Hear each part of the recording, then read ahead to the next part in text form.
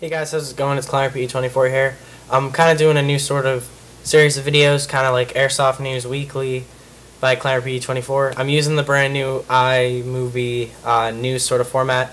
So let's see what kind of news has rolled into the Airsoft world. Alright guys, so our first order of business is the California Senate Bill 798. Now, this bill was introduced by Senator Kevin D. Leon and passed by the Senate Public Safety Committee by a 3-2 vote on March 28th. The bill, if passed, will prohibit the sale, manufacture, transportation, receipt, or distribution of imitation firearms for commercial purposes, unless the entire exterior of the device is white, bright red, orange, yellow, green, blue, pink, or bright purple, either singly or as a predominant color in combination with other colors in any pattern as provided by the federal regulation governing imitation firearms, or where the entire device is constructed of transparent or translucent materials, which permits unmistakable observation of the device's complete components as provided by federal regulations governing imitation firearms. Now, I'm reading this off of Dr. Airsoft's his kind of article that he wrote about it. I'll put a link in the description of where you can read about his article. It's really, interesting to read about, and a link to his channel. So check out his channel and check out the link. So basically what I just read is kind of what's going to happen if this bill passes. It will basically make our guns bright colors, which isn't good. A lot of people said, oh, real people, like crazy people with real guns, can take it and paint it that color. Well, yes, that is a possibility. So it's kind of one downside to having it. And plus, it would look stupid with your stuff. If you have pictures and you post pictures on Airsoft forums viewed by international players and they see people from California with brightly colored guns, you're going to get laughed at, which is pretty funny. Or pretty bad. The reason why this bill is happening is because of a 13-year-old boy in Los Angeles who was shot and wounded by a police officer because he drew a airsoft weapon out of his clothing and it looked like a real gun.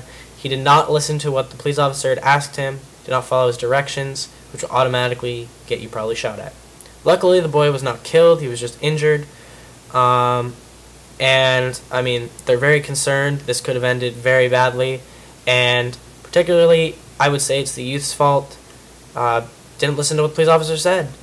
This is the reason why Airsoft is getting a bad name in the news, because of stupid people like this kid. I'm not like saying he's personally stupid, but I'm saying what he did is very stupid. Playing in a public place with an airsoft gun that looks real and not listening to a police officer. I mean, that's the stupidest thing you can do.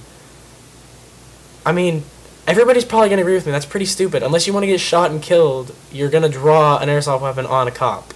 So, basically, Senator DeLeon worked with the chief of police for the Los Angeles LAPD.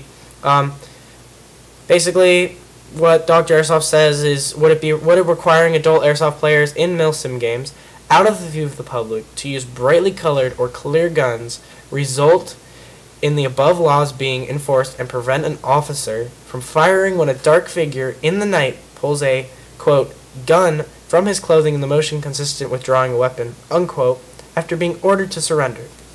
If it will, please pass Senate Bill 798.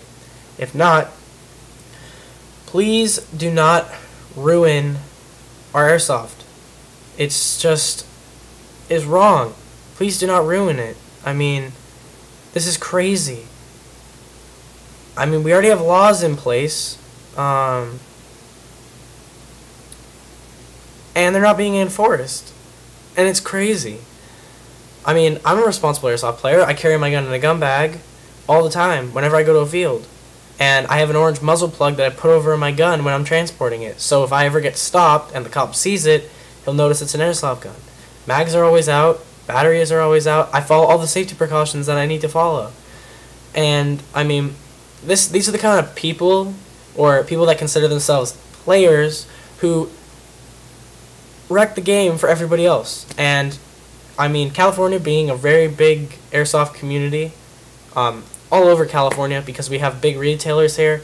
I mean, if this bill passes, it's going to have a huge effect on big retailers out here. E-Bike and Airsoft GI and Airsoft Extreme and all those other places. It's crazy.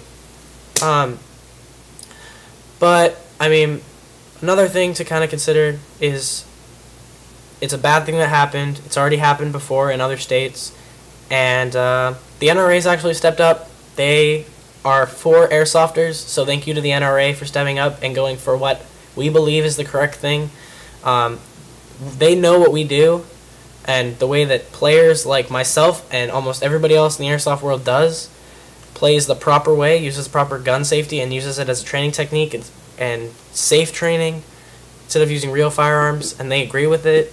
And I also think I believe it was the California Rifle and Pistol Owners Association also agree with it. I'll put a link to kind of like where they say they oppose it.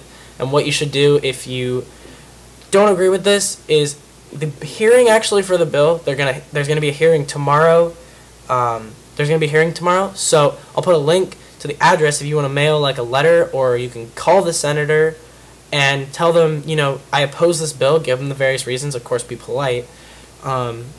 But the NRA doesn't support them. They're backing the airsofters, which is always good. So that's kind of like our main part of the news. I wanted to kind of get that out of the way.